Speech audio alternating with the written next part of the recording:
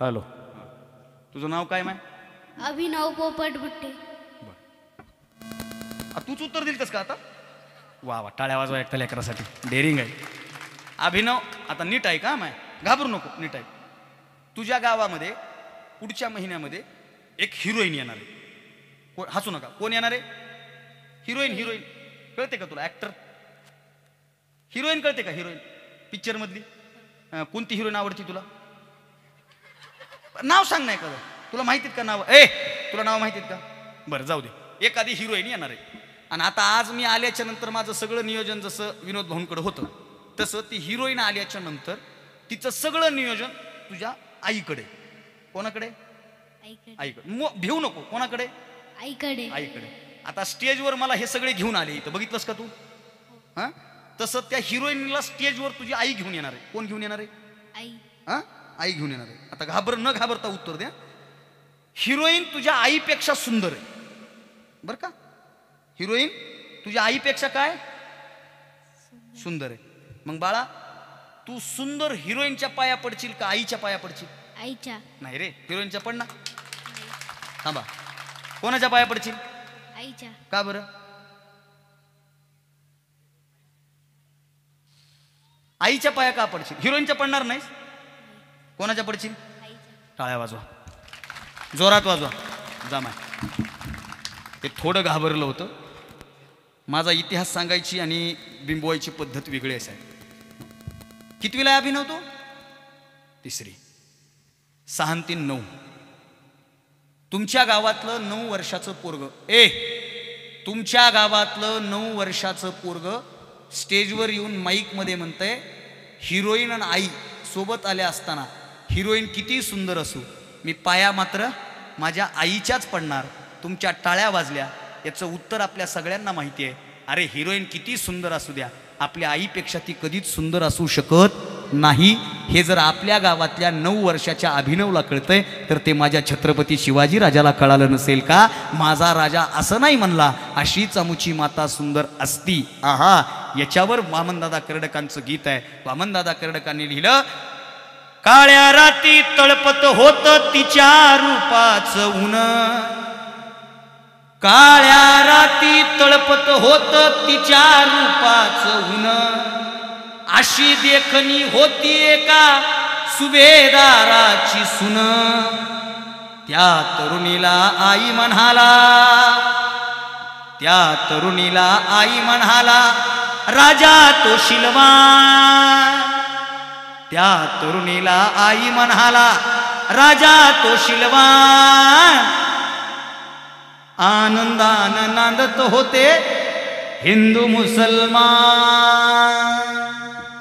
आई, तू माझ्या आईसारखीच सुंदर आहेस. कारण जिजाऊपेक्षा जगातली कुठलीच स्त्री छत्रपती शिवरायांसाठी सुंदर असू शकत नाही. शिवरायांनी काय म्हटले ते जरा नीट ऐका. ऐकता ऐकता आम्ही म्हणतो, काय म्हणतो? की अशीच आमची माता सुंदर असती. नाही रे, छत्रपती शिवराय जिजाऊपेक्षा दुसरं कोणालाही सुंदर म्हणू शकत नाहीत. जिजाऊ सारख्याच तुम्ही मला माझ्या आईसारख्या आहात. हे वाक्य छत्रपती शिवरायांचं आहे. का म्हणला हो शाहिस्ते खान असं? किती स्त्रियांचा सन्मान केलाय शिवरायांनी. पण हल्लीच्या काळामध्ये परिस्थिती बदलत चालली आहे. वर्तमानामध्ये इथे काही भावंड बसलीत. शिवाजी महाराज म्हणजे आत्मसात करायचा विषय. पण दादा जरा मोकळं सांगतो, सध्या शिवाजी महाराज हा फॅशनचा विषय झाला. काय म्हणणं आहे तुमचं? शिवाजी महाराज फॅशनचा विषय झाला. शिवाजी महाराजांसारखी दाढी वाढवायची, कानात बाली घालायची, बुलेटवर बसायचा, फाट फाट फाट फाट फाट फाट फाट फाट फाट फाट फाट फाट फाट फाट फाट फाट, टपरीवर जायचं, ऍक्शनमध्ये उतरायचं, पुडी घ्यायची. तिकून त्याला म्हणा, राजे जय जिजाऊ, जय जिजाऊ. भरले राजन कायचे जय जिजाऊ?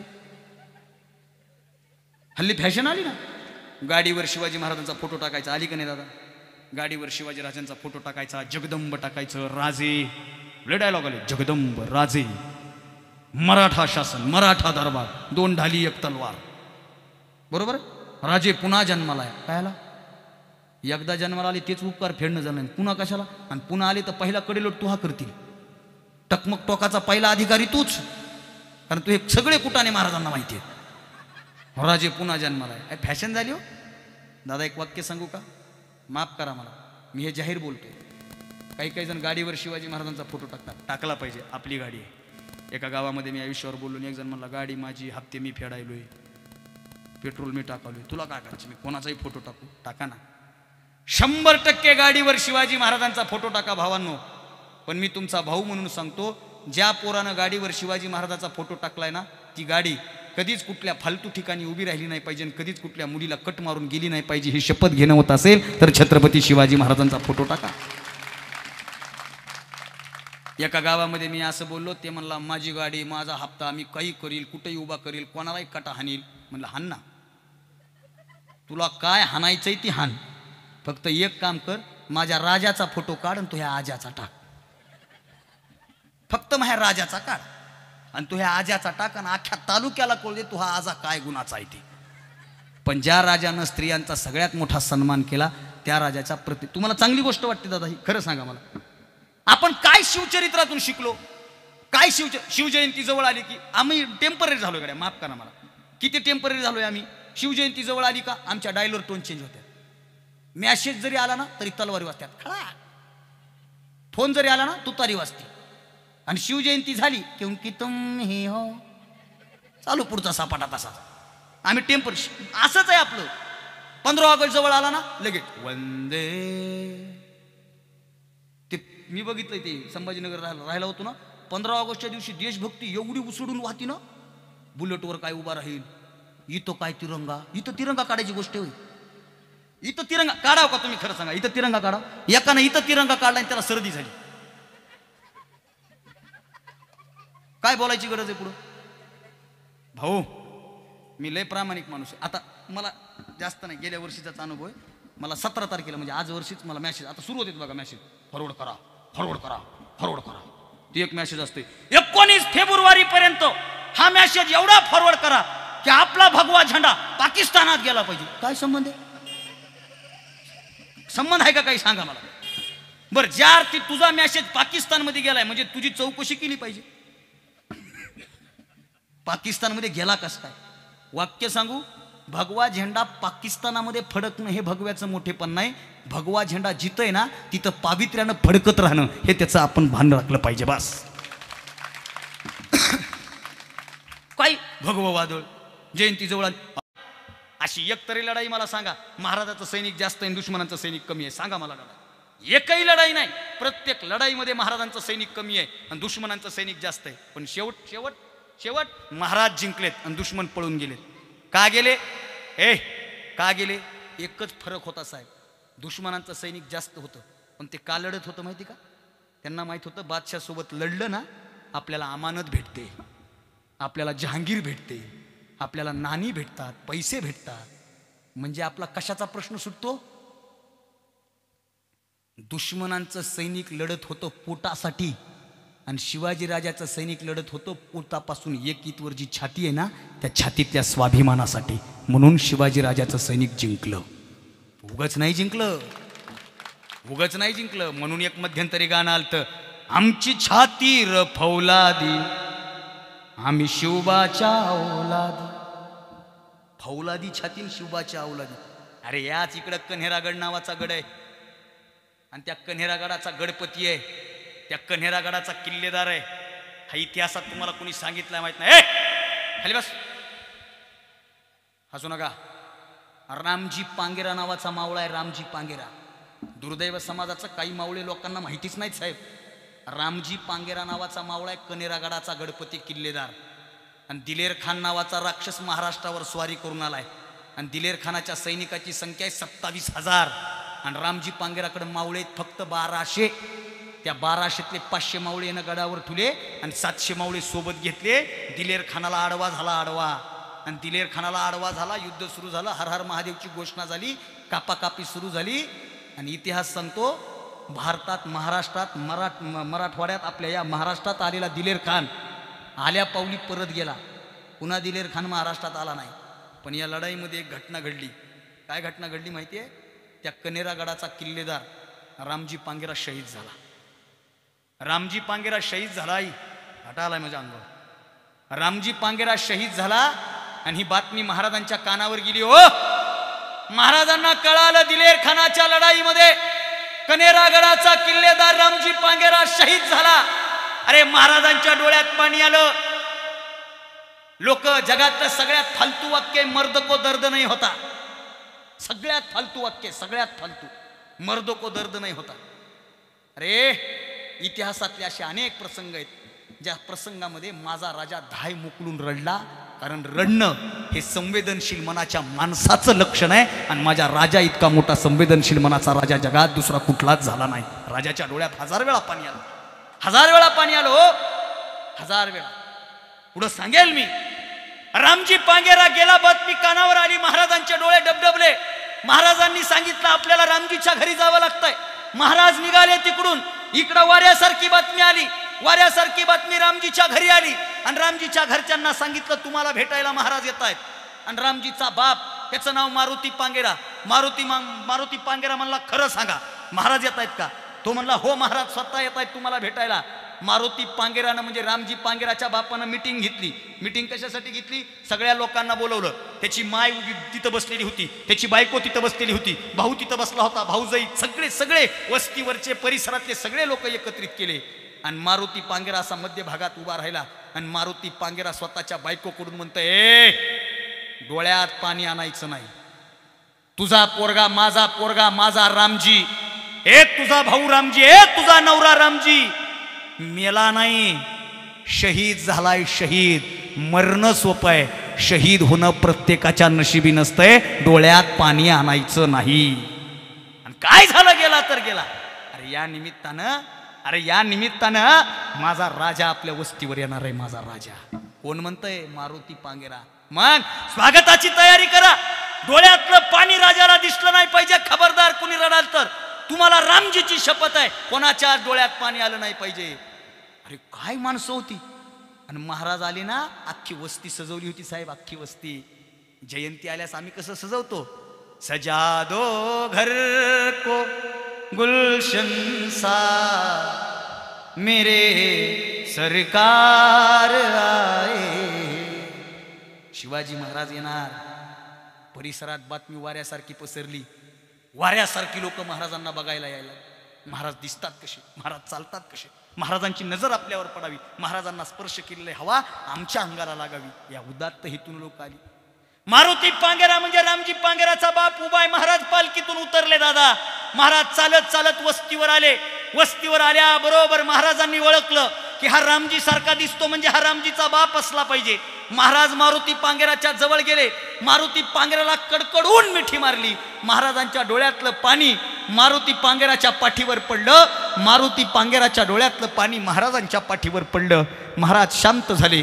महाराज खाली चटईवर साध्या घोंगडीवर बसले. हो, सगळी लोक महाराजांकडे एकटक नजरेनं पाहत होती. सगळीकडं थोडंसं दुःख होतं. महाराज आलेला आनंद होता. काय बोलावं काय सुचावं कळत नव्हतं. महाराज शांत होते आणि शांत विचारांनी महाराजांनी वर्णन केलं, तुमचा रामजी धाडसी होता.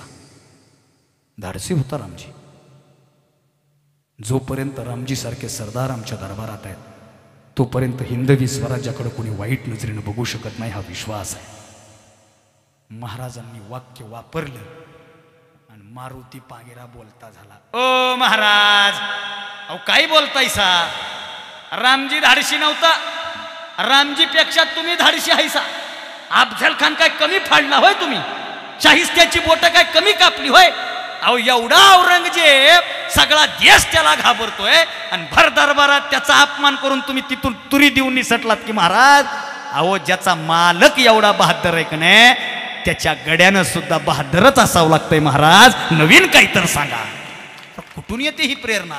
पोटचा पोरगा मेलाय, पोटचा पोरगा, आणि तरी मारुती पांगेरा असं म्हणतोय. महाराजांच्या अंगामध्ये संचार सरतोय, महाराजांच्या डोळ्यात पाणी आहे. आणि महाराज मावळ्याला इशारा करतात. मावळा सोन्या नाण्यानं भरलेलं ताट घेऊन मारुती पांगेराच्या समोर उभा राहतो दादा. त्याच्यावरचं असं ते कापड काढलं जातं, बघितलं जातं तर काय मधी पैका आहे, मधी नान आहे, मधी सोनं आहे. आणि महाराज म्हणतात ही जहांगीर आम्ही तुम्हाला देतोय. अरे माझ्यासारखं कुणी असतं तर मनातल्या मनात म्हणलं असतं एवढंच का? मला वाटलं होतं हत्तीवर येतंय का काय की. हा, आम्हाला जर 30,000 ठरून 35 दिले का नाही द्या असं म्हणणं नाही, पण किती आनंद होईल, किती आनंद होईल. मी महाराज आहे हो, एखाद्या नेत्यानं जर आमच्या कीर्तनात येऊन 500ची नोट दिली तर हे लाळ पडेपर्यंत त्याचं वर्णन करतोय. साहेब म्हणजे स्वतःच पोरग मेलंय रे. राजा आलाय घरी, सोनं घेऊन आलाय, आणि मारुती पांगेरा म्हणतोय, ओ राज, हे तुम्हासनी शोभत नाही बघा, तुम्ही हे असला आमासनी द्यायचं नाही. माझा रामजी शहीद झाला तुमच्या या पैशासाठी नाही, माझा रामजी शहीद झाला तुमच्या या सोन्यासाठी नाही, माझा राजा शहीद झाला, माझा रामजी शहीद झाला तो याच्यासाठी नाही. अरे माझा राजा एकाच गोष्टीसाठी शहीद झालाय बघा राज. माझ्या रामजीचा एकच म्हणणं होतं की शेवटचा श्वास आणि रक्ताचा थेंब ना थेंब हिंदवी स्वराज्याच्या कामी आला पाहिजे. त्या हिंदवी स्वराज्यासाठी माझा रामजी शहीद झालाय, त्याचा अपमान करू नका. पुढे फार गोड आहे. महाराज म्हणले तसं नाही, तुम्ही थकला, तुमचं कुटुंब व्यवस्थित चालावं म्हणून ही राजघराण्याकडून मदत आहे. तुमच्याच्यानं आता काय होणार आहे? राज, हलक्यात घ्यायचं नाही. मारुती पांगेरा ताड ताड ताड ताड मध्ये गेला, झोपडीतून एक इळा आणला, इळा हातात घेतला, मांडीवर थाप दिली, आणि रामजी पांगेराचा बाप मारुती पांगेरा 70-75 वर्षाचा म्हातारा म्हणताय, महाराज तुम्ही इमानामध्ये दिलेली जमीन आहे आणि हातामध्ये एवढी ताकद आहे, आणि आता तुम्ही भेटायला आल्यामुळं 10 हत्तीचं बळ आले, अरे मुरमाड मातीतून सुद्धा सोनं उगवून दाखवील, कारण ही शेतकऱ्याची औलाद आहे. मारुती पांगेरा शिवरायांना शब्द देतो. साधी प्रेरणा ही. का लोक मेली हो, का मेली लोक? पावनखिंडीमध्ये जा कधीतरी. ए पोरो, पावनखिंड पिक्चर बघितला का? पुष्पा बघितला का? पुष्पा झुकेगा नाही. ते गाणं कोणतं होतं? तेरी झलक.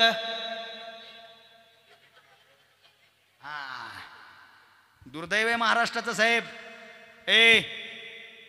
जेव्हा थिएटरमध्ये पुष्पा लागला ना दादा, तेव्हाच पावनखिंड लागला होता. PVRच्या स्क्रीन नंबर 1 ला पुष्पा, आणि PVRच्या 2 नंबर स्क्रीनला होता पावनखिंड. आणि या महाराष्ट्राचं दुर्दैव सांगू, पावनखिंड बघावा म्हणून टॅक्स फ्री केला, पावनखिंड बघावं म्हणून लोकप्रतिनिधींनी तिकीट फाडून दिले, तरी पावनखिंडीला लोक बसत नव्हती. आणि झुकेगा नाही साला म्हणणारा दलिंदर पिक्चर बघायला लोक गडबड करत होती. हे महाराष्ट्राचं दुर्दैव आहे. झुकेगा नाही साला म्हणणारा पुष्पा आम्ही मनातून बघतो, पण अख्ख्या औरंगजेबाच्या सरदाराला झुकवणारा राजाचा इतिहास बघायला आमच्याकडे वेळ नाही. हे समाजाचं सगळ्यात मोठं दुर्दैव आहे.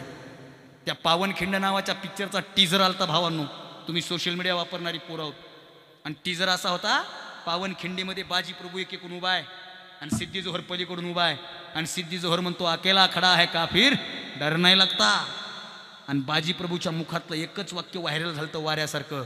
तो म्हणतो काफिर अकेला खडा है डर नाही लगता, आणि बाजी इकडून म्हणतो चल हट. एकच वाक्य होतं, चल हट. 350 वर्षानं थिएटरमध्ये बसल्याच्या नंतर अंगावर काटा येतो. 350 वर्षापूर्वी पावनखिंडीमध्ये हा घटना घडली असेल, तेव्हा दगडाच्या सुद्धा अंगावर काटा आला असेल. हा महाराष्ट्राचा इतिहास आहे. साधी गोष्ट वाटते तुम्हाला? शिवराय म्हणजे साधी नीती नाही. सिद्धी जोहरनं महाराष्ट्रावर वेढा मारला, सगळ्यांना माहिती की मित्र कंपनी इथं बसली म्हणून एवढं उदाहरण देतो, आणि मला थांबायचं कधी सांगा, वाणीला पूर्णविराम देऊ आपण. हा इतिहास मी बोलायला लागलो ना, मी किती वेळ बोलू शकतो, पण वेळेच्या मर्यादा आहेत. आता तुम्ही सगळे इथं मित्र धरून बसलेत ना, कसं काय मिळेल? आपापले मित्र धरून बसले ना, मोकळं सांगा ना. हे इकडे माग आपल्या मित्राच्या बाजूला बसले. मग एक पोरग पुढे बसलो होतो, त्याला मागून एकानं मिस कॉल हल्ला, ते पुढून मागं जाऊन बसलो. कारण आपल्या मित्रापाशी माणसं बसतात, कुठंही जाऊ द्या, मित्रापाशी बसायला बरं वाटतंय. बघा तुम्ही सगळे आपले जवळचे मित्र इकडे मैत्रिणी एकत्र बसल्या, बरोबर आहे का नाही? मित्र हा माणसाच्या सगळ्यात जवळचा असतो. कोण असतो? पण मित्र बी जरा चांगले करा, आणि शिवचरित्रातली मैत्री शिका. शिवचरित्रातून दुसरं नाही शिकायचं. काय शिकायचं माहिती का? मैत्री शिकायची. मैत्री. शिवरायांची मैत्री कशी होती? लॉकडाऊन पडलं. लॉकडाऊन कधी पडलं? लॉकडाऊन 2000 नाही हो, नाही हो. अरे खरं लॉकडाऊन शिवचरित्रात पडलं रे. हे आता बरं, आताचं लॉकडाऊन पाळलं का लोकांनी? खरं सांगा सरपंच, तुमच्या गावातल्या सगळ्या लोकांनी लॉकडाऊन पाळलं? कडक पाळलं का? अहो आमच्या गावामध्ये एक म्हातारा म्हणलं, लोक ऐकत नाही तो, शासनानं एवढा कायदा कडक केला तरी लोक घराच्या बाहेरच निघालेत. त्यांना म्हणलं, बाबा तुम्हाला कोण म्हणलं? सकाळी मी मॉर्निंग वॉकला गेलो तेव्हा बघितलं रे. अरे तू कायला गेला मग? उलट लॉकडाऊन मध्ये लोक चुकीचं वागलेत. एकटे असताना मास्क लावायचे आणि मित्र भेटल्यास काढायचे. लॉकडाऊन पडलं शिवरायांच्या काळात. सिद्धी जोहरनं गडाला वेढा दिला. हे जगातलं सगळ्यात पहिलं लॉकडाऊन आहे. आणि लॉकडाऊन म्हणजे आत्ताच्या सारखं नाही कभी बाहर कभी अंदर. लॉकडाऊन कसं कसं होतं माहिती का? अंदर से कोई बाहर ना जा सके, बाहर से कोई अंदर. ताप नव्हती. आणि किती दिवस? 6 महिने. अख्खा पावसाळा. आणि आत्ताचा पावसाळा नाही. आत्ताचा पाऊस सकाळी पाऊस, दुपारी ऊन, संध्याकाळी थंडी. पहिला पाऊस 6 महिने पडायचा. सिद्धी जोहरनं अख्खा पावसाळा अंगावर घेतला. गडावरचं धान्य संपलं आणि महाराज असे सिंहासनावर बसले चिंतेत. महाराजांचा एक मित्र आहे, महाराजांना भेटायला आला. महाराजांना मुजरा घातला आणि महाराजांना, आता मित्र दुःखात असलो की मित्र ओळखतो ना, आपल्या मित्राचं तोंड का पडलंय. मित्र समजा काय झालं, आमच्या गावात एका पोराचं लग्न जमलं सर. लग्न जमलं, लगेच 4-5 दिवसानं मोडलं. मी आमच्या गावाकडलं सांगायचं, इकडलं मोडलं. त्याला दुःख झालं. ते पोरगं डोंगरावर जाऊन बसलं होतं. आमच्यातल्या एका मित्राला कळलं ह्याला टेन्शन आहे. हे तिथं गेला आणि त्याला म्हणा, भावा ती ह्याला ऐकीचीच नव्हती, तिच्यासारख्या तुला 56 आणून देतो. आणि जे म्हणाले का त्याच झालं नव्हतं, ते 34चं होतं. पण मित्र मित्राला आधार देतो ना. मित्र मित्राला आधार देतो. इकडे बघा, महाराज थोडेसे टेन्शनमध्ये डोळ्यासमोर चित्रानं. महाराज सिंहासनावर बसले. महाराजांसमोर एक मावळा आला. त्या मावळ्यानं मुजरा घातला. आणि आता मित्राला खोटं खोटं हसवावं लागतं ना, म्हणून तो मावळा बोलायला लागला, अ राज, ऐका की तुम्हाला एक सांगायचं. काय रे? लहानपणी का नाही आमच्या गावामध्ये सोंगाची शर्यत लागली होती. सोंगाची शर्यत? त्याचा काय संबंध आता? राजा, ऐका की गावात सोंगाची शर्यत लागली आणि मी त्या शर्यतीत पहिला आलो. महाराज म्हणजे त्याचा काय संबंध? अहो मी कोणाचं सोंग घेतलं होतं ते तर विचारा. बरं, कोणाचं सोंग घेतलं होतं? राज, मी तुमचं सोंग घेतलं होतं आणि सगळी लोक म्हणत होती मी सेम टू सेम तुमच्यासारखा दिसतो. राज, खरंच मी तुमच्यासारखा दिसतो का हो? महाराजांनी स्मित हास्य केलं आणि महाराज म्हणले, नाही रे, मी तुझ्यासारखा नाही, तू माझ्यासारखा नाही, आपण दोघं एकमेकासारखे दिसतो. हे मैत्रीचं नातं आहे. त्या मावळ्यानं मुजरा केला. मावळा निघून गेला. संध्याकाळी बैठक बसली. बैठकीमध्ये ठरलं की आता आपल्याला इथं थांबणं परवडत नाही. अन्नधान्य संपत चाललंय. अन्नधान्य खाण्या वाचून जर मावळे मेले तर मोठं पातक लागल. मग थोडं 4 पावलं मागे या, सिद्धीला निरोप द्या, तहाची बैठक घ्या, तह करून टाका आणि हा डाव सगळा आता मोडीस काढा. निर्णय ठरला. महाराज म्हणले, ठीक आहे. सिद्धीला निरोप गेला. सिद्धीच्या सैनिकांनी जयघोष केला. सिद्धीचं सैनिक सगळं आनंद करायला लागलं. इकडं तयारी झाली. महाराज निघाले तहाच्या बैठकीला. तेवढ्यामध्ये महाराजांना भेटायला तो मावळा आला. तो मावळा म्हणला, राजा ऐका की, मी तुम्हाला काल सांगितलं होतं की मी तुमच्यासारखा दिसतो. हो बाबा दिसतो, पण आता ती बोलण्याची वेळ नाही. नाही महाराज, हीच ती वेळ आहे. काय? मी तुमच्यासारखा दिसतो ना, या संधीचं सोनं आपण केलं पाहिजे. मग तहाची बैठक होणार राज, तह होणार, पण तहाच्या बैठकीला तुम्ही नाही जायचं तर शिवाजी म्हणून मी जाणार राज.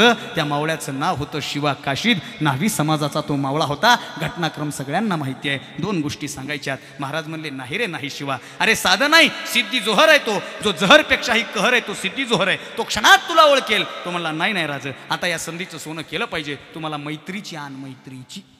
महाराजांचा नाईलाज झाला. महाराजांचा पोशाख अंगावर घेतला. 10 हत्तीचं बळ आलं. महाराजांनी कानातली कुंडलं काढली, कानात टाकली. त्याच्या अंगात आणखीन बळ आलं. महाराजांनी गळ्यातल्या माळी काढल्या, शिवा काशीदच्या गळ्यात टाकल्या. परत स्फूर्ती चढली. महाराजांनी स्वतःचा टोप काढला आणि शिवा काशीदच्या डोक्यावर टोप ठेवताना महाराजांच्या डोळ्यामधून पाणी वाहत आहे. आणि डोळ्यातले आसव पाहत शिवा काशीद म्हणतोय, राज, लहानपणापासून तुमच्या सोबत आहे, कधी डोळ्यात पाणी बघितलं नाही, आज तुमच्या डोळ्यात पाणी कसं काय? आणि महाराज म्हणले, मित्रा, मरणाच्या दारात जातोयस रे, पुन्हा आपली भेट होणार नाही. नको जाऊ शिवा, नको जाऊ. अरे तुला मृत्यू भेटणार आहे, तू परत येणार नाहीस. आणि शिवा काशीद म्हणतो, ओ राज, मेलो तर मरू द्या की. अहो जन्माला आलो तेव्हा शिवा काशीद म्हणून जन्माला आलोय, मरताना मात्र छत्रपती शिवाजी महाराज म्हणून मरणार आहे. हे पुण्य काय साधं आहे, हे भाग्य काय साधं आहे. अरे शिवा काशीदनं स्वराज्य वाचवलं ना. लॉकडाऊन मध्ये शिवाजी महाराजांना मदत कुणी केली? मित्रानं केली ना. आणि आपल्याला लॉकडाऊन मध्ये मदत कुणी केली? मित्रांनीच केली ना. पण आपल्याला जास्तीत जास्त काय मदत केली? चुना, गाय छाप, 90. कळच ना. लॉकडाऊन मध्ये मित्रानं चुना दिला का चुना लावला? अरे असले मित्र करण्यापेक्षा आयुष्य समर्पण करून, मित्र असेच बनवा भावना. मित्र मित्र मित्र कसा पाहिजे? माझा एक व्हिडिओ इंस्टाग्रामला व्हायरल झाला की जगाच्या या बाजारात जरा जपून चाल मित्रा, सांगताच येत नाही तोल कुठं जाईल की रे मित्रा, तू सरळ मार्गानं चाल मित्रा, इथल्या वाटा वाकड्या आहेत, जागोजागी कोल्हे कुत्रे लांडग्याच्याच टेकड्या आहेत, तू ताठ मानेनं चाल मित्रा, स्वभाव भित्रा भावत नाही, आणि हातामध्ये खऱ्या मित्राचा हात असेल ना, कुठलाच कुत्रा चावत नाही, कुठलाच कुत्रा चावत नाही. मित्र तसा करा, तसा करा मित्र. आताची मैत्री काय राहिली? माझ्या बड्डेला तू ही पार्टी, तू ह्या बड्डेला मग ही पार्टी. पण असे भंगार छापले येतात का नाही? दोस्तीतल्या दुनियेतला राजा माणूस. एकानं तर लिहिलं लाखो दिलो की धडकन, आणि गावची लोकसंख्या 1000. अरे लाखो दिला आले कुठून? मुलीच्या मनावर अधिराज्य करणारा चॉकलेट बॉय, आणि त्याला पुरी नव्हती म्हणते हे दलिंदर मेलं. कायचं काय? जरा लिमिटमध्ये मैत्री कशी असावी? एखादा मित्र डिप्रेशनमध्ये असेल ना, तर त्याला बाहेर काढणारी मैत्री असावी. शिवाकाशीत गेले पुन्हा वापस नाही आले साहेब. का मेले लोक? कशामुळं मेले लोक? काय समर्पण होतं? संपला इतिहास, माझ्याकडे वेळ नाही, संपली माझी वेळ. शिवरायांच्या सैनिकामध्ये, आणि शिवरायांसाठी फक्त सैनिक मेले हा इतिहास नाही. हा, सैनिकांनी लढणं इतिहास नाही, ड्युटीवर असणाऱ्या सैनिकांना लढणं याच्यामध्ये काही नवल नाही. सर्वसामान्य माणसं सुद्धा छत्रपती शिवाजी महाराजांसाठी मेले, तेव्हा हे स्वराज्य उभं राहिलं. साधी गोष्ट नाही. आणि या जगातलं पहिलं सैनिक आहे आई, हे आई, या जगातलं पहिलं सैनिक आहे. अक्षय तृतीयाला पूजा करून हातात तलवारी घेऊन हे निघायचे, आणि पुन्हा लगेच पेरणीच्या वेळेला हातात त्या तलवारी ठेवायचे, आणि गळ्यामध्ये हातामध्ये लगेच नांगर घेऊन फिरायचे. एका हातात तलवार आणि दुसऱ्या हातात नांगर घेऊन लढणारी पहिली फौज छत्रपती शिवाजी राजाची फौज आहे. शेतकऱ्यांचा राजा उगो म्हणले का? हे शेतकऱ्यांचा राजा उगो म्हणले? शिवरायांच्या इतिहासात सांगितलं जातं मिरचीच्या देठालाही हात लावू नका. बरोबर आहे? हे पुढचं आहे साहेब.